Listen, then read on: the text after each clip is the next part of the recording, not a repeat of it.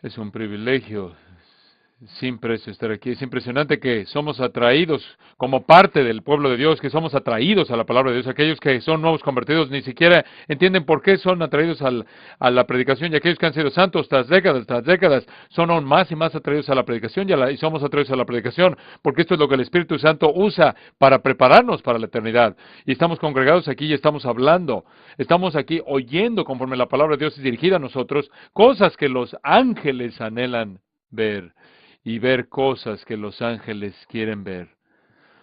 La revista Harvard, en su edición actual, tiene un artículo acerca de la muerte del discurso, sugiriendo que realmente nadie viene a aprender al oír, ya nadie viene a aprender al oír a alguien hablar. Hay una gran revolución que se ha llevado a cabo en la educación. Por cierto, este es los términos que se usan ahora. Y ya ahora se quita, ya ahora ya no está el sabio que está al frente, sino el que está al lado. Ahora, si tienes el talento, lo puedes convertir en un himno, pero de todas maneras entiendes lo que esa revolución tiene que ver del sabio que está en el escenario. No queremos un maestro, no queremos un conferenciante, no queremos un experto, queremos alguien que sea una guía al lado, simplemente un aprendiz que aprende con nosotros. Por cierto, esto va desde la Universidad de Harvard. No tienes que tener un doctorado de filosofía para enseñar ahí. No, ya no espero que esto suceda pronto. Pero el punto es que supuestamente ha habido esta inmensa transformación en la cual la gente ya no quiere que se le diga lo que es la verdad ya. Quieren ser asistidos por aquellos que los van a guiar en su propia búsqueda, en su propio peregrinaje. Pero estamos aquí atraídos desde Louisville, Long Island y Leviano a Los Ángeles para estos días y horas que pasamos juntos porque estamos comprometidos con la predicación de la palabra de Dios. Y estamos aquí porque francamente lo necesitamos. Necesitamos congregarnos para recordarnos que no estamos solos en esto. Y francamente miras a tu alrededor en todo el mundo, y en dónde encuentras una congregación como esta, miles de personas que en esencia están aquí buscando la predicación expositiva, y francamente este es el lugar que cuando dices predicación realmente no tienes que decir predicación expositiva, porque no conocemos ningún otro tipo de predicación. Esto es simplemente predicación. ¿No es eso maravillosa? Liberación, liberante. Y cuando dices, no tienes que decir predicación expositiva, sino predicador, predicación. De lo contrario, no estarías aquí.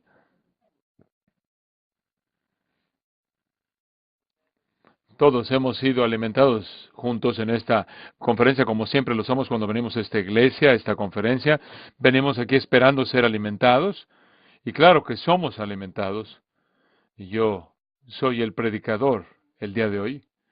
Y no es impresionante pensar que no importa quién es el predicador, que es todo lo magnífico que hemos disfrutado en términos de himnología y canciones, preparación para esto. Francamente, en ninguna otra esfera de actividad humana no puedes, te esperan que después de que hayas presentado ese tipo de música, te pares aquí y hagas algo.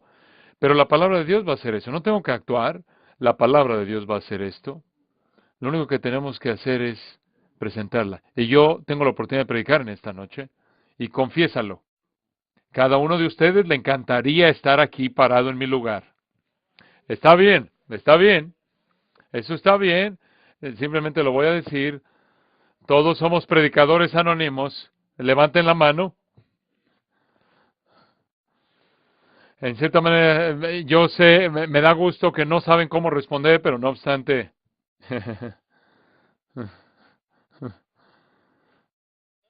no obstante, el apóstol Pablo dice, es algo bueno tener hambre de ese llamado. Buena cosa es anhelar eso. Me da mucho gusto estar me alienta estar con ustedes. No fuiste alentado anoche por lo que vemos de los hermanos del Líbano. Me da gusto estar aquí, tantos jóvenes aquí. ¿Sabes qué? Les quiero decir algo. Este es el tipo correcto de ambición que tener. Anoche escuchamos un cedro del Líbano y la ambición correcta es decir, quiero hacer eso, quiero hacer eso. Da por sentado que si el Espíritu Santo te está diciendo, tú deberías hacer eso, entonces estás siendo llamado a hacer eso. Permíteme darte un consejo adicional. El diablo no te alienta a hacer eso. Entonces, eso tiene que venir del Espíritu Santo y verificado por la congregación del pueblo de Dios para verificar, confirmar que realmente está siendo confirmado por el Espíritu Santo y es algo maravilloso. Estás más vivo cuando estás predicando que en cualquier otro momento. Eres más tú en un sentido que cuando estás predicando que en cualquier otro momento. Y en un sentido no lo eres porque esta no es tu obra de predicación. No es mi obra, no es mi trabajo, es la palabra de Dios. No es tu palabra ni la mía. Admitámoslo. Hay muchos misterios en la vida cristiana y uno de los misterios primordiales es por qué Dios en su soberanía, omnipotencia y misericordia escoge a personas como nosotros para hacer esto.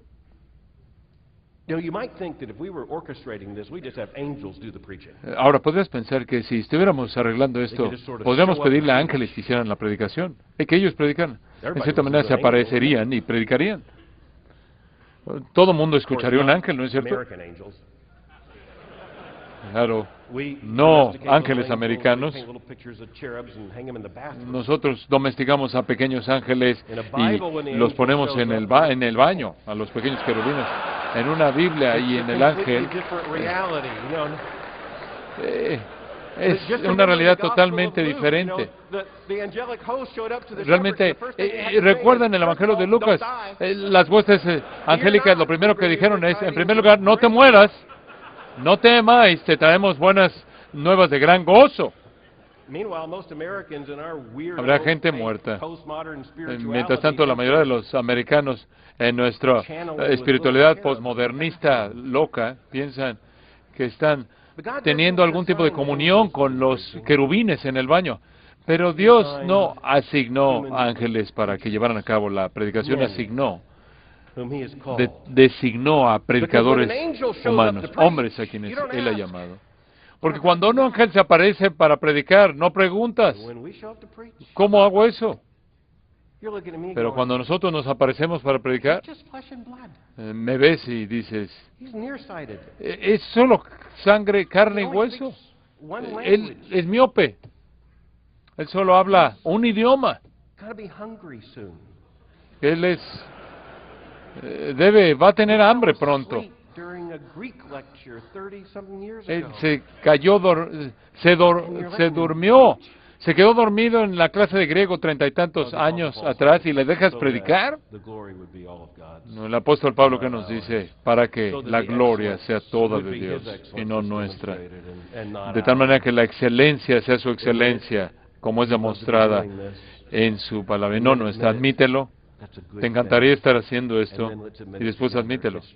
Eso es algo bueno y después admitámoslo juntos. Es simplemente algo inestimable que podemos estar juntos en estos días y horas, predicar y escuchar predicaciones y ser alentados no solo unos por otros, sino por el Espíritu Santo en esta llamada, en este llamado que nos ha sido traído para nosotros. Quiero que me acompañen conmigo a Colosenses capítulo 1. La epístola de Pablo a los Colosenses capítulo 1. Conforme haces esto, quiero hacerte la pregunta, ¿cómo es posible que pueda haber una confusión como la hay del llamado del ministerio? Hay muchas cosas que nos confunden. Estamos confundidos apropiadamente por muchas cosas, simplemente hay algunas cosas que son confusas, no son fácilmente entendidas, pero cuando hablamos del llamado de la predicación, hay una claridad bíblica que cómo es posible que te puedes confundir en esta área. Pero cuando ves la iglesia contemporánea, es muy clara que hay prácticamente una confusión inmensa acerca de lo que tiene que ser el predicador. No solo en la academia están hablando de que quites al sabio para que sea el guía al lado. Hay muchos predicadores que supuestamente no deben declarar, no deben proclamar, ellos no deben reprender, ellos no deben exhortar. Lo único que tienen que hacer es, en cierta manera, es estar al lado, sugerir, con quizás un tipo de insinuación aquí y allá. ¿Has notado cuántas iglesias ya no tienen un púlpito en la actualidad? Porque implica algo que debe llevarse a cabo aquí. Creo que una de las cosas por las cuales tantas iglesias no tienen púlpito es porque en cierta manera puedes estar aquí y allá y hacer algunas sugerencias, mientras que el púlpito tiene una historia. Es una parte de inmobiliario sustancial que dice, esto de hecho debe ser un lugar que algo que va a suceder ahora. Muchos de esos púlpitos no eran muy útiles, porque este púlpito es un escritorio de enseñanza. Puedes comparar textos, puedes abrir todos los textos aquí, puedes tener comentarios. Todo en este púlpito es que tiene un propósito y es enseñar. Pero hay una antipatía con esto. Hay confusión increíble. Y muchas personas no lo entienden. Yo creo que podría ser el lugar más peligroso sobre el planeta Tierra es un estudio evangélico. Uno de esos estudios bíblicos que tantas iglesias tienen que no es guiado, en donde todo el mundo se sienta ahí en la silla y tiene su café y lees un versículo. Y tú sabes la pregunta que viene. ¿Qué significa este versículo para ti? No sé, no quiero lastimar tus sentimientos, pero no me importa lo que significa este versículo para ti. Quiero saber lo que significa. Y ahí es donde alguien tiene que entrar, y alguien que esté equipado, que ha estudiado y que sepa lo que está diciendo para mostrarse a sí mismo. Un obrero que no tiene de qué avergonzarse. Yo me acuerdo allá en mis días de secundaria, teníamos estos estudios, todos los jóvenes de 14 años de edad, y alguien abrió una Biblia y leía un texto. ¿Tú qué piensas? No sé, ¿y tú qué piensas? Y no sé, ¿y tú qué piensas? Y entonces cierras la Biblia y dices, bueno, ¿cuál es tu equipo favorito? Tienen que ser enseñados. Nosotros necesitamos ser enseñados. Es el privilegio y responsabilidad del predicador enseñar. ¿Cómo oirán sin un predicador? Dice Pablo. El eunuco etíope necesitó ser enseñado por Felipe. La tarea clara para el predicador es predicar a tiempo y fuera de tiempo con una exhortación, mandato, que es tan claro. ¿Cómo es posible con un mandato tan claro? ¿Cómo es posible que nos confundamos como muchos lo hacen? Pasemos a la palabra de Dios, Colosenses capítulo 1, comenzando en el versículo 1. Pablo, apóstol de Jesucristo, por la voluntad de Dios, y el hermano Timoteo, a los santos y fieles hermanos en Cristo que están en Colosas, gracia y paz sean a vosotros de Dios nuestro Padre y del Señor Jesucristo. Siempre orando por vosotros, damos gracias a Dios, Padre de nuestro Señor Jesucristo, habiendo oído vuestra fe en Cristo Jesús y del amor que tenéis a todos los santos, a causa de la esperanza que os está guardada en los cielos, de la cual ya habéis oído por la palabra verdadera del Evangelio, que ha llegado hasta vosotros, así como a todo el mundo, y lleva fruto y crece también en vosotros desde el día que oísteis y conocisteis la gracia de Dios en verdad, como lo habéis aprendido de Epafras, nuestro consiervo amado, que es un fiel ministro de Cristo para vosotros, quien también nos ha declarado vuestro amor en el Espíritu. Por lo cual también nosotros, desde el día que lo oímos, no cesamos de orar por vosotros y de pedir que seáis llenos del conocimiento de su voluntad en toda sabiduría e inteligencia espiritual, para que andéis como es digno del Señor, agradándole en todo, llevando fruto en toda buena obra y creciendo en el conocimiento de Dios, fortalecidos con todo poder, conforme a la potencia de su gloria, para toda paciencia y longanimidad, con gozo, dando gracias al Padre que nos hizo aptos para participar de la herencia de los santos en luz, el cual nos ha librado de la potestad de las tinieblas y trasladado al reino de su amado Hijo, en quien tenemos redención por su sangre, el perdón de pecados. Él es la imagen del Dios invisible, el primogénito de toda creación, porque en Él fueron creadas todas las cosas, las que hay en los cielos y las que hay en la tierra, visibles e invisibles, sean tronos, sean dominios, sean principados, sean potestades. Todo fue creado por medio de Él y para Él. Y Él es antes de todas las cosas, y todas las cosas en Él subsisten. Y Él es la cabeza del cuerpo, que es la iglesia. Él que es el principio, el primogénito de entre los muertos, para que en todo tenga la preeminencia. Por cuanto agradó al Padre que en Él habitase toda plenitud, y por medio de Él reconciliar consigo todas las cosas, así las que están en la tierra como las que están en los cielos, haciendo la paz mediante la sangre de su cruz. Y a vosotros, también que erais en otro tiempo extraños y enemigos en vuestra mente, haciendo malas obras, ahora os ha reconciliado en su cuerpo de carne por medio de la muerte, para presentaros santos y sin mancha irreprensibles delante de Él. Si en verdad permanecéis fundados y firmes en la fe, y sin moveros de la esperanza del Evangelio que habéis oído, el cual se predica en toda la creación que está debajo del cielo, del cual yo, Pablo, fui hecho ministro. Ahora me gozo en lo que padezco por vosotros y cumplo en mi carne lo que falta de las aflicciones de Cristo por su cuerpo, que es la Iglesia, de la cual fui hecho ministro según la administración de Dios que me fue dada para con vosotros, para que anuncie cumplidamente la palabra de Dios, el misterio que había estado oculto desde los siglos y edades, pero que ahora ha sido manifestado a sus santos, a quienes Dios quiso dar a conocer las riquezas de la gloria de este misterio entre los gentiles, que es Cristo en vosotros, la esperanza de gloria, a quien anunciamos, amonestando a todo hombre y enseñando a todo hombre en toda sabiduría, a fin de presentar perfecto en Cristo Jesús a todo hombre, para lo cual también trabajo, luchando según la potencia de Él, la cual actúa poderosamente en mí. Al llegar al final de ese pasaje, y en esos últimos versículos, particularmente en los versículos 28 y 29, encuentras una descripción laboral clara de un predicador. Y no comienza ahí, claro. Está en todo el pasaje, y observas específicamente los versículos 24 en adelante y ves que el primer punto, en términos de la descripción laboral de un predicador, es, Pablo dice, inmediatamente después de que ha sido declarado un ministro, ahora me gozo en lo que padezco por vosotros y cumplo en mi carne lo que falta de las aflicciones de Cristo por su cuerpo, que es la Iglesia. Observa lo que Pablo está diciendo aquí. Estos son mis aflicciones por su casa. Si tú eres llamado a ser un predicador, eres llamado a sufrir por causa de la verdad, la Iglesia de Cristo. Cuando ves la vida y ministerio del apóstol Pablo, es claro cuánto el sufrimiento puede estar involucrado. Puede ser el sufrimiento de prioridad, el sufrimiento de paciencia, el sufrimiento del peligro, el sufrimiento de la persecución, el sufrimiento de la prisión y eventualmente el sufrimiento del martirio. La mayoría de nosotros somos humillados por considerar todo esto cuando reconocemos que la mayoría de nosotros no sufrimos, como tantos de nosotros, como nuestros colegas proclamadores de la palabra de Dios, algunos sufren. Hace unos años atrás estaba en una parte dominada por los musulmanes en el mundo y estuve en un lugar clandestino y enseñé en un seminario clandestino a pastores que venían de una de esas naciones cerradas al Evangelio.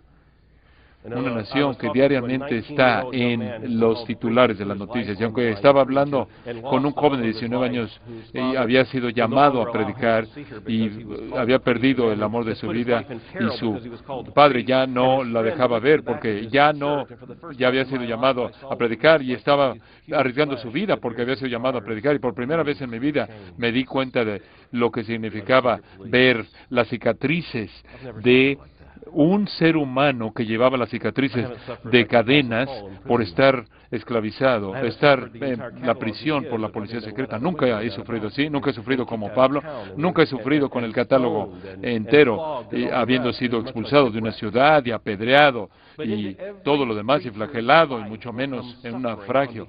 Pero en la vida de todo predicador viene el sufrimiento por causa de la Iglesia del Señor Jesucristo. Y ese sufrimiento es algo que muchos de ustedes en este lugar, en este momento conocen, de una manera que penetra tu corazón, de una manera que te frustra hasta la médula de tus huesos, de una manera que algunas veces parece ser incesante. Hay sufrimiento. Pero la sintaxis, la gramática de este texto es tan importante. Ahora me gozo, dice en primer lugar, él lo dice, no simplemente, no habla como su credibilidad aquí, sino que de hecho sugiere de manera imperativa que nos gozamos. Hablando de sí mismo como un ejemplo. Su ejemplo apostólico viene a nosotros no solo como un ejemplo, sino también como una exhortación, y esa exhortación nos viene como un imperativo. Somos llamados a predicar y somos llamados de la misma manera también a sufrir. El apóstol Pablo sufrió. Y tenemos que esperar también que suframos. Él sufrió y se gozó en sus sufrimientos y también nosotros lo debemos hacer. Pero los sufrimientos no son por su causa. Él no dice que son por causa del Evangelio, aunque lo contextualiza de la misma manera en otros escritos, sino dice por su causa, escribiéndoles a los colosenses, escribiéndoles esta iglesia a la que quiere animar e instruir, dice, yo me gozo en mis sufrimientos por su causa, por vosotros. Algunas veces el sufrimiento es dejar bienes y familiares a un lado en términos de prioridades para servir al Señor Jesucristo. Algunas veces el sufrimiento es en la forma de paciencia de predicación, la cual es una paciencia dolorosa, porque la palabra, haciendo su obra, algunas veces toma años, conforme vemos que el Espíritu Santo lleva a cabo su obra en las vidas de creyentes para conformarlos visiblemente a la imagen de Jesucristo, y el corazón del predicador rutinaria y diariamente está siendo quebrantado por aquellos a quienes predica, y tan fácilmente regresan al mundo, sucumben a las tentaciones y lazos del maligno. Algunas veces ese sufrimiento es peligro real y probablemente pronto suframos más de ese peligro, y claro que hay persecución abierta, prisión y lo demás. El apóstol Pablo aquí explica que él en su carne está cumpliendo las aflicciones, lo que falta de las aflicciones de Cristo. Claro que no se refiere aquí al sufrimiento de Cristo que expía los pecados, sino que es el sufrimiento que enfrenta el ministro conforme la iglesia conoce, conforme ese sufrimiento nos hace anhelar la eternidad. Este es el sufrimiento que nos hace anhelar la glorificación, el que nos hace anhelar aquello que está por venir, por el reino que está por venir. Hay sufrimiento, y en ese sufrimiento el predicador lo lleva por la iglesia, el cuerpo de Cristo, del cual fui hecho ministro, según la administración de Dios que me fue dada. ¿Cómo? A mí, para con vosotros, para ustedes, para que anuncie cumplidamente la palabra de Dios. ¿No es eso asombroso? Observa ahí las palabras con cuidado. De la cual fui hecho ministro, según la administración de Dios que me fue dada para con vosotros, para que anuncie cumplidamente la palabra de Dios. Entonces, cuando te hago la pregunta, ¿cuál es tu trabajo? Dar a conocer el Evangelio. ¿Alguna vez te has dado cuenta de estos títulos absurdos que la gente tiene en la iglesia? Me impresiona cuando veo estos. Oh, el director de visión, el ministro de aliento. Y no me quiero burlar de todo esto, pero lo ves como el ministro de esto. El ministro de asimilación, ¿quién tiene? Oyes, ves todo esto y dices, bueno, ¿quieres un título? Vamos a recibir algunos títulos del Nuevo Testamento. Muy bien. ¿Cuál es tu papel? Que la palabra de Dios sea anunciada cumplidamente. Dar a conocer, soy el ministro que anuncia cumplidamente la palabra de Dios. Y yo soy el ministro que está sufriendo por el cuerpo de Cristo. Si vamos a ser creativos con los títulos, vayamos a la Biblia y encontramos algunos que funcionan. Yo soy el ministro que con mayor probabilidad voy a causar el naufragio.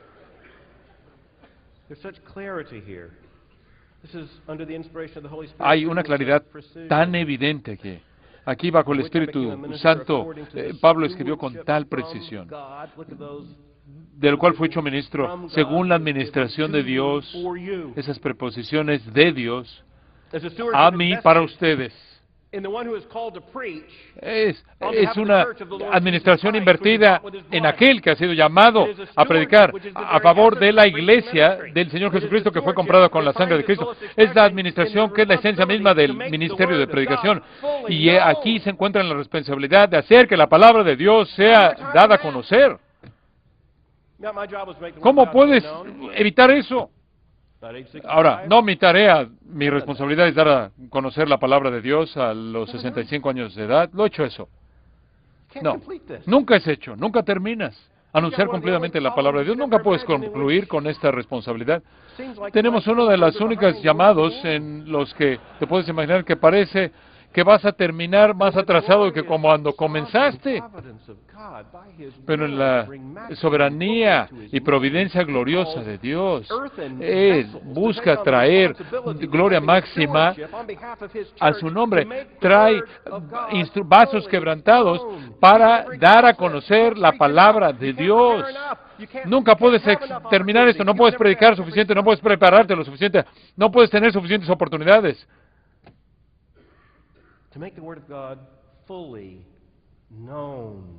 Dar a conocer cumplidamente la palabra de Dios.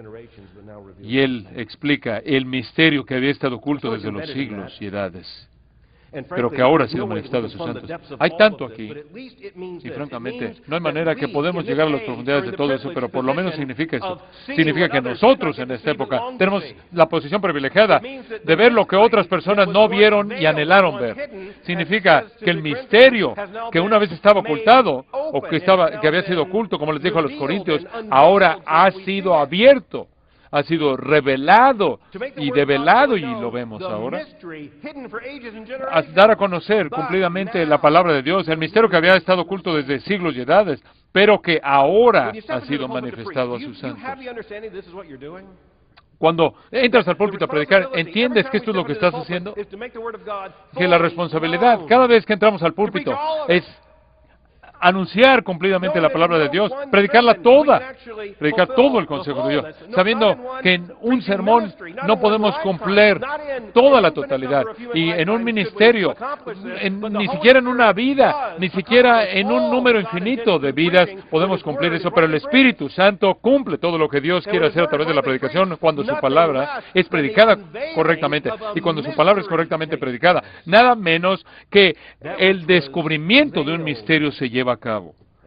Aquello que estaba oculto y escondido por siglos y edades, pero que ahora ha sido manifestado a sus santos. Cada vez que entras al púlpito y estás predicando el Evangelio del Señor Jesucristo, y eres un predicador cristiano predicando la palabra de Dios, cada vez que te pones a predicar estás abriendo la palabra de Dios, y lo que estás haciendo es revelar cosas que estaban escondidas, pero ahora han sido reveladas.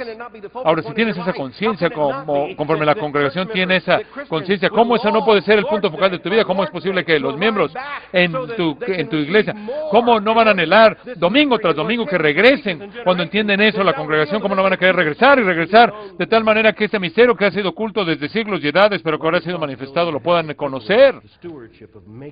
Qué responsabilidad tener el privilegio de tener la administración de anunciar cumplidamente la palabra de Dios, de darla a conocer de manera total. Esta palabra es magnífico, y ni siquiera hemos llegado a la parte que la mayoría de la gente piensa que es de predicación.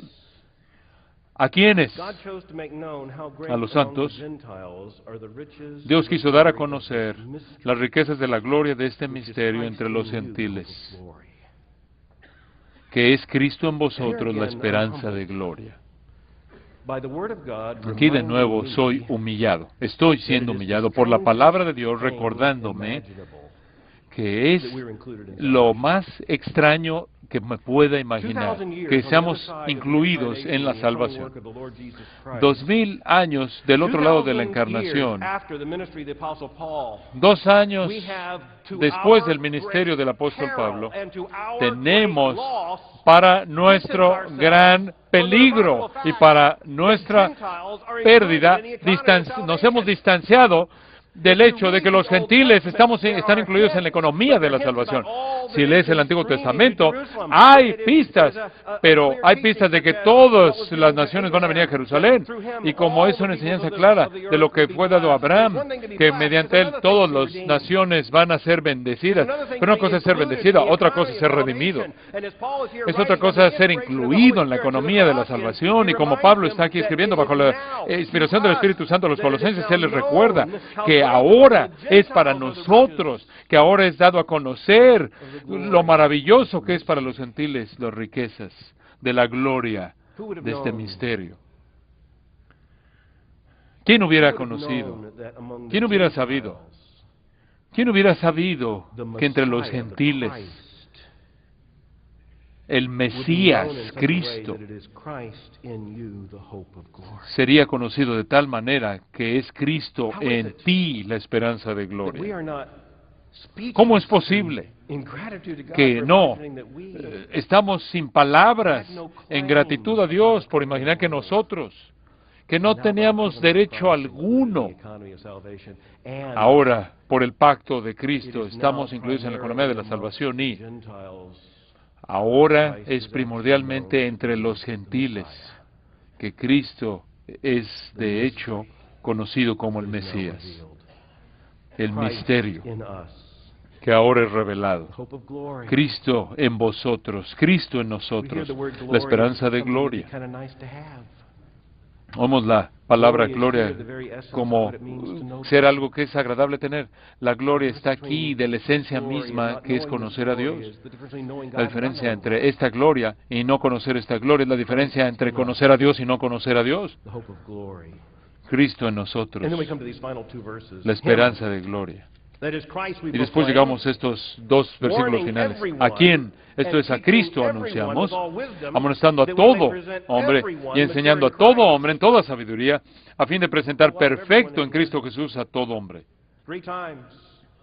A toda persona. 3 veces, muchos todos hombres aquí, viene con el empuje de todos. ¿A quién anunciamos? La palabra anunciamos aquí es usada generalmente en un contexto evangelístico, claramente es usada en un contexto en el cual es la oscuridad que ahora está cediendo a la luz, es la proclamación del Evangelio del Señor Jesucristo. A Él anunciamos. ¿Y cómo hacemos eso? Amonestamos a todo hombre, enseñamos a todo hombre en toda sabiduría, y lo hacemos para presentar a toda persona madura en Cristo Jesús. Esto es claramente hablando de la iglesia del Señor Jesucristo. Este es el apóstol Pablo describiendo lo que significa ser un predicador de la palabra de Dios, lo que significa ser un pastor de la iglesia. Estos 3 palabras se conviertan en algo absolutamente esencial: anuncia, amonesta y enseña. Y presenta. En primer lugar, es anuncia. De nuevo, en la mayoría de los contextos, en primer lugar se refiere a la declaración del Evangelio, los propósitos salvíficos de Dios, todo lo que se logra en la predicación, pero también entra a predicar. Y claro que hemos estado oyendo que predicar se refiere a la tarea de la predicación, dar a conocer la palabra de Dios total, y la proclamación es una palabra muy fuerte. Es el tipo de verbo que no son meras sugerencias, sino que son declaraciones, es imperativo, es exhortación. Es una palabra definida, no una sugerencia. No hay un guía al lado que proclama. Este es un hombre que es llamado por el Espíritu Santo y es equipado como solo el Espíritu Santo lo puede equipar. Y dice, en base a la palabra de Dios, declaro. ¿A quién? A todo mundo, a todo hombre. No hay élite aquí. Frecuentemente un predicador dice, bueno, tengo maduros cristianos muy maduros en mi iglesia. Bueno, ¿qué esperas? ¿Muchos? Bueno, evidentemente, dice a todo hombre. Pero no estamos al final de esto. Sigámoslo en secuencia. Anunciamos o proclamamos, amonestando a todo hombre o advirtiendo a todo hombre. Aquí tenemos otra palabra. Dice, no solo anuncia y enseña, sino también amonesta y enseña y presenta. Es muy fácil pasar por alto amonestar, porque amonestar o advertir no es políticamente aceptable. La advertencia es una parte esencial del ministerio del predicador. Debemos amonestar a todo hombre. Advertir el trasfondo aquí, claro, será muy claro para alguien que conoce el Antiguo Testamento.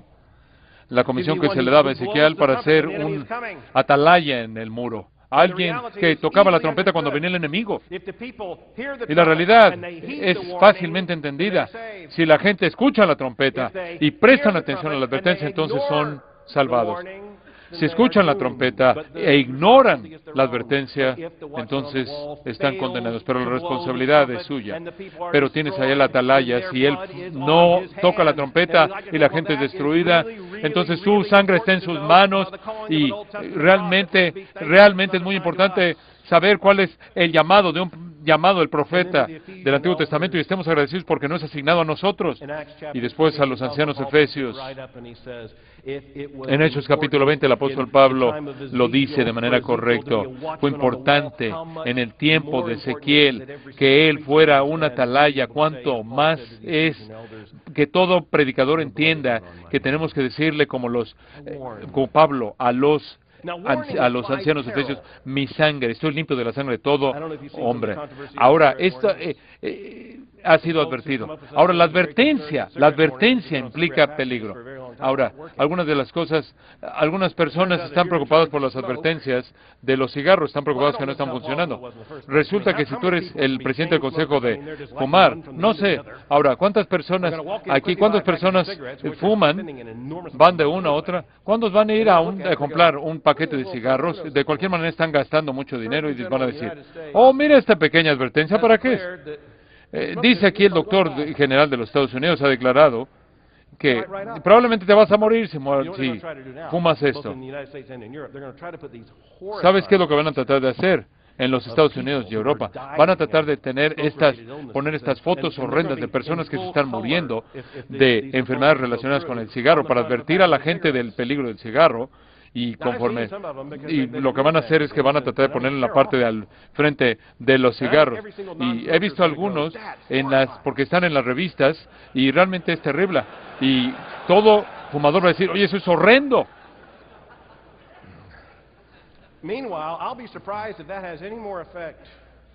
Mientras tanto, me va a sorprender si eso tiene más efecto que en aquellos que están determinados a fumar.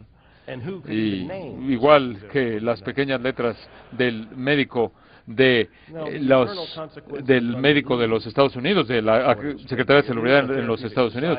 No, pero las consecuencias, estamos hablando aquí de algo serio. Hoy en día se nos habla en una sociedad terapéutica, nos dice que no es saludable tener algún tipo de culpabilidad, es psicológicamente y sociológicamente raro y no es apropiado traer algún tipo de mensaje que insinúa temor, cualquier cosa que sea una advertencia, pero nosotros estamos prácticamente entre el tiempo y la eternidad, y todo lo que está entre pecadores y la ira justa de Dios es la declaración, la proclamación del Evangelio de Jesucristo. Entendiendo que eso es lo que está en juego, se nos dice aquí que tenemos que advertir a todo hombre. Entendemos que el primer llamado del predicador es a sufrir y después proclamar de manera total y anunciar a Cristo y advertir a todo hombre. Y tenemos también que enseñar después de advertir. De nuevo, hay aquí un déficit de enseñanza en la mayoría de las iglesias. No hay un déficit de reunirse, aunque eso también puede ser una realidad. Hay un déficit de enseñanza. No se enseña mucho. Y en tantas servicios de adoración evangélicos, en lugar de hacer de la palabra de Dios es central. Y hay tanto lo que sea, hay tanto entretenimiento que hay poco tiempo para algún tipo de sugerencia al final, tipo sermoncillo. Y oigo a predicadores que continuamente se quejan. Hay mucho tiempo que me queda en el servicio. Oh, ¿quién eres tú para que te sobre tanto tiempo en el servicio de oración? Les quiero decir, aún si toman ese tiempo, simplemente ponte de pie y no pares, siempre predicando. No, realmente no entiendo esto. La enseñanza. La palabra aquí no es difícil de entender, simplemente quiere decir enseñar, eso es lo que quiere decir. Realmente no necesitas sacar algún tipo de léxico griego, eso es lo único que significa, enseñando. Enseñando asume que hay un maestro. Una de las cosas que son más claras en el Nuevo Testamento es el honor y prioridad que se le da al oficio y responsabilidad de la enseñanza del maestro. Dios en su gloria soberana determinó que la enseñanza de su palabra debía ser el instrumento humano mediante el cual su congregación iba a ser enseñada. Su congregación, su rebaño va a ser alimentado, instruido y conformado a la imagen de Jesucristo. Y enseñamos a todo hombre, enseñando a todo hombre, así como adviertes a todo hombre, enseñas a todo hombre, a toda persona, a fin de presentar perfecto o maduro en Cristo Jesús a todo hombre. Ahora, debo decir que la mayoría de los predicadores no están pensando en esto. El apóstol Pablo es inspirado por el Espíritu Santo, escribiendo bajo la urgencia pastoral que motivó esta carta, nos recuerda que el pastor, el maestro, el predicador de la palabra de Dios tiene que estar advirtiendo a todo mundo conforme está enseñando. No solo tiene que estar enseñando conforme proclama Cristo, va a estar preparándose para preparar a toda persona madura o perfecta en Cristo. En otras palabras, la importancia del llamado pastoral es escatológico. escatológica. La responsabilidad del predicador es escatológica. Nuestra responsabilidad, como pastores del rebaño, como predicadores de la palabra de Dios, es predicar de tal manera que va a advertir a toda persona, va a enseñar a toda persona, para que mediante la enseñanza de la palabra de Dios, mediante el ministerio del Espíritu Santo, aplicando esa palabra a sus vidas, conforme el Espíritu Santo aplica su palabra a sus palabras, están madurando en Cristo, para que en ese día puedan ser presentados a Cristo, maduros. ¿Qué te mantiene lejos de este llamado? Bueno, parte de esto debe ser el hecho de que cada uno de nosotros como predicadores va a dar una respuesta, va a rendir cuentas para responder a la pregunta si aquellos a quienes que nos encomendó Dios están maduros en Cristo. Y en ese día de que rendiremos cuentas, creyentes en el Señor Jesucristo, esa iglesia que es descrita en este gran texto, ha sido comprada con la sangre de Cristo, será presentada a Él. Y será presentada de tal manera que sabremos que fue por el ministerio de su palabra, que sus santos fueron madurados en Él. ¿Cómo? ¿De qué otra manera va a pasar? Si hay una falta de madurez en tu iglesia, ¿por qué? Porque no hay suficiente advertencia, no hay suficiente enseñanza, no hay suficiente proclamación. ¿Hay inmadurez en las bancas? Claro que lo hay. ¿Cuál es el remedio para eso? Enseñar y predicar. ¿Se te quiere ocurrir algún tipo de educación remedial? Es predicar, enseñar la palabra de Dios, advertir conforme proclamas, enseñar conforme predicas. Estando listo, preparándote para presentar, para que a fin de que presentar perfecto a Cristo Jesús a todo hombre. Nadie se queda ahí. Nadie se queda fuera de la advertencia, de la anuncia, de la enseñanza y tampoco de la madurez. ¿Acaso esto se oye como una descripción laboral para ti? ¿No se oye como algo que debería ser llamado más emocionante que cualquier hombre puede recibir? ¿No se oye esto como algo que te motiva a salirte de la cama? ¿No se oye suficiente como para demandar por tu parte el nivel más alto de preparación, el nivel más alto de consagración, el estándar más alto de piedad, la vida más intensa y demandante y emocionante, urgente? Simplemente considera este texto, considéralo como una descripción laboral. A quien anunciamos amonestando a todo hombre, enseñando a todo hombre en toda sabiduría, a fin de presentar perfecto en Cristo Jesús a todo hombre. La sabiduría es la sabiduría de Dios. La presentación es la gloria de Cristo, para lo cual también trabajo, dijo Pablo, luchando según la potencia de Él, la cual actúa poderosamente en mí. Aquí tenemos buenas noticias, porque no es nuestro poder. Ninguno de nosotros tiene la capacidad de hacerlo. Ninguno de nosotros está equipado para esto. Ninguno de nosotros es digno de esto. Ninguno de nosotros es hecho de este tipo de hombre que puede ser eso. Ninguno de nosotros tiene la capacidad sobrenatural para hacer esto. Pero Dios usa a predicadores humanos para predicar su vida, palabra viva y eficaz, la cual nunca regresará vacío, la cual es un martillo que quebranta la piedra, lo cual hace lo que no podemos hacer, va a donde podemos ir y logra lo que no podemos lograr. Cuando estamos despiertos, cuando dormimos, el Señor está haciendo su obra. Cuando estamos predicando, el Señor está haciendo su obra. Y cuando hemos regresado a estudiar para hacerlo otra vez, la palabra de Dios está haciendo su obra. Es una obra que no podemos hacer. Es una obra que no podemos hacer. No se nos llama a hacer la obra de la palabra. Simplemente se nos llama a hacer la obra del predicador, el cual es simplemente desatarla. Finalmente Pablo dice, para lo cual también trabajo, luchando con toda su esfuerzo. Lo bueno es que no es nuestra fuerza, sino la cual, según la potencia de Él, poderosamente, de manera dinámica. El predicador no está operando en base a su propia fuerza, Él no está predicando en base a su propia capacidad, no está extendiéndose por el poder de la voluntad, está funcionando conforme Cristo lleva a cabo su obra a través de el predicador. Pero veamos de manera honesta que cuando comenzamos en el versículo 24, comenzando con el sufrimiento y termina con el 29, con trabajo. Entre el sufrimiento y el trabajo hay gloria, pero la gloria está ahí. Y entonces, si tú crees que el sufrimiento y el trabajo son raros, si son imposiciones en el ministerio, si crees que son cosas que puedes evitar en el ministerio, entonces no entiendes el ministerio que está hablando Pablo, porque toda la gloria está ahí, está entre el sufrimiento y el trabajo. Ese es nuestro sándwich. Y es glorioso La gente sufre por cosas menos importantes. ¿Qué privilegio sufrir por esto? Hay gente que están trabajando por por todo tipo de cosas ridículas. Nuestro trabajo, por lo menos, es algo que es invertido por la eternidad. Ahí, esa es la introducción a mi mensaje. Mi mensaje habla de las consecuencias cósmicas del llamado del predicador. Ahora vamos de regreso al capítulo 1 de Colosenses, comenzando allí en el capítulo 1. Noten ustedes, observen, regresando, eso no va a funcionar. En poderosamente actual la cual. No, pero vamos a ir de regreso en el texto, porque Pablo ha llegado a esto a través de un curso, un flujo de pensamiento al cual tenemos que prestar atención. Nota los pronombres. Tenemos que ver un texto y tenemos que verlo una y otra vez, algunas veces para considerar qué es lo que hemos perdido o pasado por alto en el texto. Fui humillado cuando escuché al Dr. MacArthur hablando acerca de su experiencia.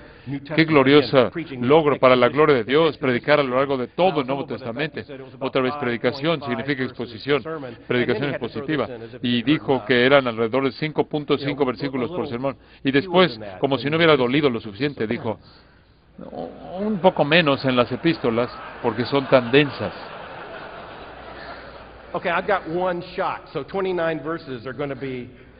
Muy bien, tengo una oportunidad, 29 versículos van a ser suficientes como para ahogarnos, pero de vez en cuando necesitas tomar un texto grande y dejar que tu congregación se ahogue en él. Para la gloria de Dios, déjalos ver que el panorama es mucho más grande de lo que ellos pensaban, porque no llegas al 28 y 29 hasta que entiendes los 27 versículos previos. Una clave aquí de nuevo son los pronombres. Observa los versículos que consideramos al principio, versículo 24. Ahora, me gozo en lo que padezco por vosotros y cumplo en mi carne lo que falta de las aflicciones de Cristo por su cuerpo, que es la iglesia, de la cual fui hecho ministro según la administración de Dios que me fue dada para con vosotros, para que anuncie cumplidamente la palabra de Dios. El misterio que había estado oculto desde los siglos y edades, pero que ahora ha sido manifestado a sus santos, a quienes Dios quiso dar a conocer la riqueza de la gloria de este misterio entre los gentiles, que es Cristo en vosotros, la esperanza de gloria, a quien anunciamos, amonestando a todo hombre, enseñando a todo hombre en toda sabiduría, a fin de presentar perfecto en Cristo Jesús a todo hombre, para lo cual también trabajo luchando según la potencia de Él. La estrategia retórica del apóstol Pablo aquí, conforme cierra aquí en el texto de Colosenses capítulo 1, usa estos pronombres como puntos de energía, como puntos de argumento, de aclaración dentro del texto. Pero el pronombre preeminente superior es Él. Y para entender eso tenemos que regresar al versículo 15. Él es la imagen del Dios invisible, el primogénito de toda creación, porque en Él fueron creadas todas las cosas, las que hay en los cielos y las que hay en la tierra, visibles e invisibles, sean tronos, sean dominios, sean principados, sean potestados, todo fue creado por medio de Él y para Él, y Él es antes de todas las cosas, y todas las cosas en Él subsisten, y Él es la cabeza del cuerpo que es la iglesia, Él que es el principio, el primogénito entre los muertos, para que en todo tenga la preeminencia, por cuanto agradó al Padre que en Él habitase toda plenitud, y por medio de Él reconciliar consigo todas las cosas, así las que están en la tierra como las que están en los cielos, haciendo la paz mediante la sangre de su cruz. Así es Él, eso es lo que Él ha hecho. ¿Y tú? ¿Y qué hay de ustedes?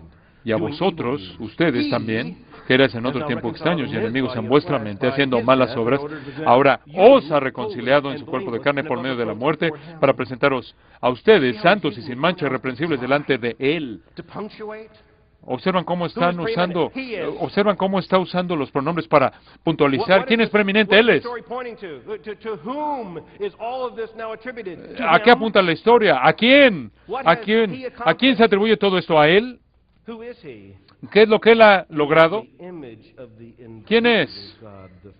Él es la imagen del Dios invisible, el primogénito de toda creación. Solo estamos teniendo esta conversación, solo estamos viendo este texto porque Él es la imagen del Dios invisible, el primogénito de toda creación. Debemos proclamarlo a Él. Él es Él, el primogénito de toda creación, la imagen del Dios invisible. Aquí Pablo es tan generoso.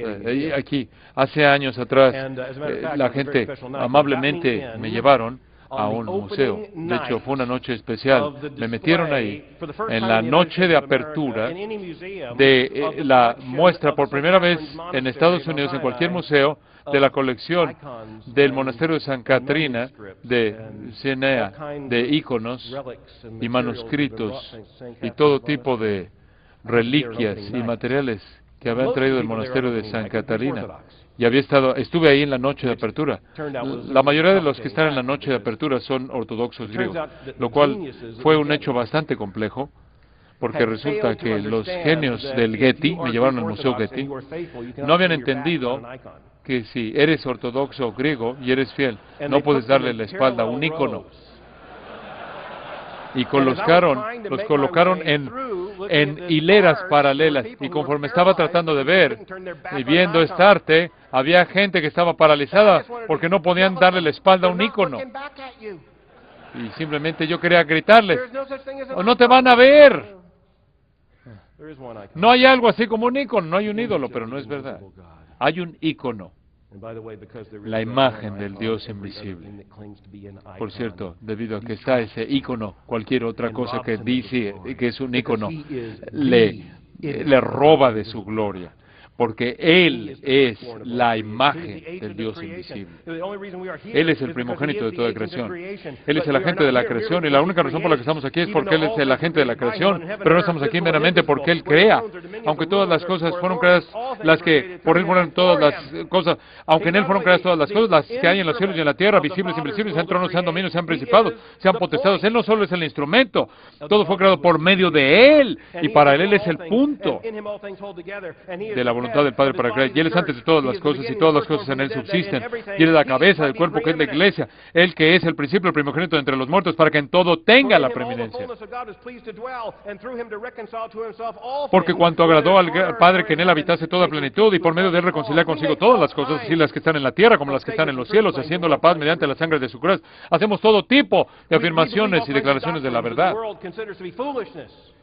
Creemos todo tipo de doctrina en el mundo, que el mundo considera como insensatez. Hacemos afirmaciones, declaraciones que son reveladas en las Escrituras, que de pronto nos encontramos a nosotros mismos realmente bromeando, porque realmente reconocemos la audacia de lo que estamos diciendo, porque si esta no es la palabra de Dios, si esta no es la palabra infalible inerrante de la palabra de Dios, entonces estamos diciendo tonterías. Es audaz hacer esto. Es prácticamente audacia inmitigada. No es solo audacia. Como puedes ver, si tomamos la verdad, las declaraciones de la palabra de Dios seriamente, entendemos que el cosmos fue creado únicamente para que Dios trajera gloria a sí mismo mediante la redención de un grupo de personas compradas por la sangre de su Cristo, creadas y preservadas por todo el tiempo para la eternidad. ¿Entiendes lo que estamos diciendo? Estamos diciendo que el cosmos entero existe por causa del Evangelio del Señor Jesucristo. Estamos diciendo que todo lo que fue creado para que aquel que es conocido como el Creador también es conocido como Creador y Redentor. ¿Por qué el cosmos existe? Porque Dios trae gloria a sí mismo, no meramente en la creación, sino en el acto de la creación. Es el escenario sobre el cual el drama de la creación, de la redención se lleva a cabo, y como dijo Calvino, dijo, los cielos y la tierra fueron creados como un teatro para el drama de la salvación diseñado por Dios, y esto existe, de tal manera que Dios traiga gloria a su nombre mediante la salvación de pecadores en este planeta, mediante la sangre roja de su amado Hijo. La Biblia nos dice que nosotros de hecho sabemos por qué el cosmos existe. Y de hecho, cuando la predicación del Evangelio sea completada, ya no existirá.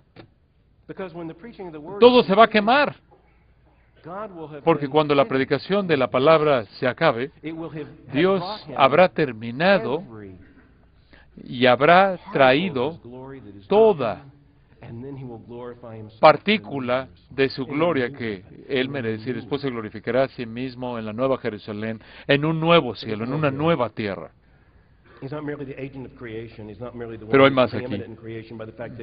No es meramente el agente de la creación, no es meramente el que es preeminente de la creación, pero el hecho de que Él es el agente de la creación. Él es aquel en quien habitó toda plenitud, y por medio de reconciliar consigo todas las cosas, así las que están en la tierra como las que están en los cielos, haciendo la paz mediante la sangre de su cruz. Expiación sustitutiva es revelada de una manera tan clara aquí. La esencia del Evangelio, el mensaje que predicamos y proclamemos, es el mensaje que proclamamos. Este es el que proclamamos. Este es aquel de quien son todo esto es preparado en el pasaje preparatorio que dimos, hablando de la labor descriptiva del pastor. Los pronombres puntualizan la energía del texto. Es Él. Él. ¿Quién es Él? La imagen del Dios invisible. El primogénito de toda creación. Aquel cuyo reino es nuestro lugar eterno, con ciudadanía eterna. Pero hay otro Él aquí. Vean rápidamente los dos versículos que preceden esto. Y en esta ocasión, Él es el Padre, no el Hijo. El Padre, la gloria del Padre, su propósito se cumple en el Hijo. El iniciador de la salvación es el Padre, que ha determinado traer gloria a sí mismo mediante la salvación que es lograda por su Hijo, quien es preeminente de todas las cosas. Él, el Padre, nos ha librado de la potestad de las tinieblas y nos ha trasladado al reino de su amado Hijo, en quien tenemos redención. Versículos 13 y 14, por su sangre, el perdón de pecados. En el versículo previo se nos dice que damos gracias al Padre que nos hizo aptos para participar de la herencia de los santos en luz. Tenemos que explicar esto. ¿Cómo es posible que pecadores pueden ser hechos aptos para la herencia de los santos? ¿Cómo sucede eso? Eso sucede porque el Padre nos califica, nos hace aptos para hacerlo. Todo ministerio que es un ministerio del Evangelio es un ministerio de liberación. Observa estas dos hermosas declaraciones. Somos librados de la potestad de las tinieblas y trasladados al reino de su amado Hijo. ¿Acaso eso no es emocionante? Cuando predicamos, eso es lo que estamos declarando. Estamos declarando liberación. No solo liberación a los cautivos, a Faraón, sino liberación de las consecuencias eternas de nuestra propia pecaminosidad. Somos transferidos, no de un estado a otro, sino del reino de las tinieblas. El dominio de las tinieblas transferidos ahora al reino de su amado Hijo. No podemos comprar este reino, Cristo lo compró, no tenemos derecho para recibir la herencia de los santos. El Padre nos hizo aptos mediante la obra del Hijo. Él, rápidamente consideren esto en términos del panorama grande. Vean, pensemos en esto. Vayan a Hebreos capítulo 1. Él, recuerden el pronombre, Él, habiendo muchas veces y de muchas maneras en otro tiempo a los padres por los profetas, en estos postreros días nos ha hablado por el Hijo, quien constituyó heredero de todo y por quien asimismo hizo el universo. El cual, siendo el resplandor de su gloria y la imagen misma de su sustancia, y quien sustenta las cosas con la palabra de su poder, habiendo efectuado la purificación de nuestros pecados por medio de sí mismo, se sentó a la diestra de la majestad en las alturas, hecho tanto superior a los ángeles, cuanto heredó más excelente nombre que ellos. Rápidamente, ahí en Hebreos capítulo 9, versículo 15. Así que, por eso, es mediador de un nuevo pacto, para que interviniendo muerte para la remisión de las transgresiones que había bajo el primer pacto, los llamados reciban la promesa de la herencia eterna. Vean los versículos 26 al 28. De otra manera, le hubiera sido necesario padecer muchas veces desde el principio del mundo, pero ahora, en la consumación de los siglos, se presentó una vez para siempre por el sacrificio de sí mismo para quitar de en medio el pecado. Y de la manera que está establecido para los hombres que moran una sola vez, y después de esto el juicio, así también Cristo fue ofrecido una sola vez para llevar los pecados de muchos, y aparecerá por segunda vez en relación con el pecado para salvar a los que le esperan. En el trasfondo está Cristo, el agente de la creación. Ante nosotros está Cristo, el agente de juicio. Estamos entre estas dos facetas y en medio estamos aquí como Cristo el agente de nuestra redención, nuestra salvación. Quiero que piensen en esto acerca de las consecuencias cósmicas del llamado pastoral. Toda la creación fue colocada en lugar, cada molécula o átomo en el universo fue para que la gloria de Dios fuera desplegada en todo átomo y molécula, para que su gloria fuera amplificada mediante la proclamación del Señor Jesucristo. En otras palabras, cada átomo y molécula en el universo está para que hagas tu trabajo, para que podamos hacer esto. Toda la creación fue creada. Todas las estrellas, los cuasares, todo monte y valle fue creado para que Dios traiga gloria a sí mismo mediante la proclamación de su palabra por vasos humanos mediante los cuales el Evangelio será proclamado y pecadores responderían y fueran salvos. No hay una partícula en el universo que no fue creada para este fin. Él es el que sustenta todas las cosas. Él lo está manteniendo junto en este momento para que tú cumplas con tu trabajo. Las moléculas, los átomos están manteniéndose en cohesión para que tú cumplas tu trabajo, porque no hay nada más que hacer. Pero es escatológico también. Advirtiendo a todo, amonestando a todo hombre, enseñando a todo hombre, a fin de presentar a todo hombre, Él, habiendo venido una vez con referencia al pecado, va a regresar en juicio. Así también Cristo, ya lo leímos, así también Cristo fue ofrecido una sola vez para llevar los pecados de muchos y aparecerá por segunda vez en relación con el pecado para salvar a los que le esperan. Ve Apocalipsis capítulo 19. Comenzando en el versículo 11. Entonces vi el cielo abierto y aquí un caballo blanco, y que lo montaba se llamaba Fiel y Verdadero, y con justicia juzga y pelea. Sus ojos eran como llama de fuego, y había en su cabeza muchas diademas, y tenía un nombre escrito que ninguno conocía sino él mismo. Estaba vestido de una ropa teñida en sangre, y su nombre es el Verbo de Dios. Y los ejércitos celestiales, vestidos de lino finísimo, blanco y limpio, le seguían en caballos blancos. De su boca sale una boca aguda para herir con ella a las naciones, y Él las regirá con vara de hierro, y Él pisa el lagar del vino del furor y de la ira del Dios Todopoderoso. Y en su vestidura y en su muslo tiene escrito este nombre, Rey de Reyes y Señor de Señores. Capítulo 21. Versículos 5 al 8. Y Él, que estaba sentado en el trono, dijo, he aquí, yo hago nuevas todas las cosas. Y me dijo, escribe, porque estas palabras son fieles y verdaderas. Y me dijo, hecho está, yo soy el alfa y el omega, el principio y el fin. Al que tuviere sed, yo le daré gratuitamente de la fuente del agua de la vida. El que venciere heredará todas las cosas, y yo seré su Dios, y él será mi hijo. Pero los cobardes, incrédulos, los abominables y homicidas, los fornicarios y hechiceros, los idólatras y todos los mentirosos tendrán su parte en el lago que arde con fuego y azufre, que es la muerte segunda. Apocalipsis 22, versículo 20. El que da testimonio de estas cosas dice, ciertamente, vengo en breve. Amén.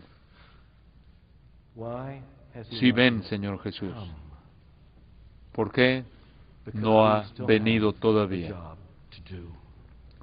Porque aún tenemos un trabajo que hacer.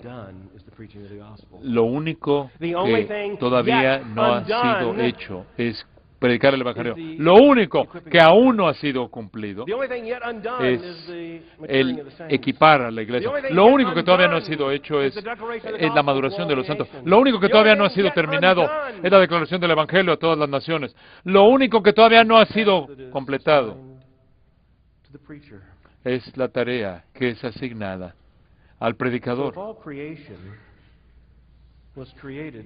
Entonces, si toda la creación fue creada para que podamos cumplir con este trabajo, y si el día del juicio está siendo contenido hasta que este trabajo sea cumplido, y se nos ha dado este trabajo, más vale que lo hagamos, más vale que hagamos esto y suframos por Él y trabajemos en Él. Y como el apóstol Pablo dijo, nos gocemos en el sufrimiento, tenemos que exaltarnos en el trabajo. Si el cosmos entero fue creado para que este trabajo fuera cumplido, y si ese día está siendo detenido hasta que este trabajo sea cumplido, entonces más vale que lo hagamos. Jesús dijo, debemos trabajar las obras de aquel que nos ha enviado mientras que el día permanece y la noche vendrá cuando ningún hombre pueda trabajar. Oremos. Padre, estamos tan agradecidos porque nos has dado a criaturas frágiles como nosotros mismos somos. En esta noche somos recordados por este texto, por la gloria inmensa, la inmensidad de esto, nuestra falta, lo descalificados que estamos, lo cortos que quedamos, y el hecho de que tú, en el misterio de tu propia perfección, para el fin definitivo de tu propia gloria, has escogido vasos de tierra para predicar las riquezas incomparables de Cristo. Padre, que vivamos conforme a esta realidad, que nos apropiemos de esto con anticipación, con expectativa, lo vivamos fielmente y vayamos a nuestras tumbas sabiendo que tuvimos el privilegio más grande jamás invertido en seres humanos. Padre, que sea enteramente para tu gloria, que hagamos todo lo que nos has llamado a hacer. La noche viene cuando ningún hombre puede trabajar. Oramos esto en el nombre de Jesucristo. Amén.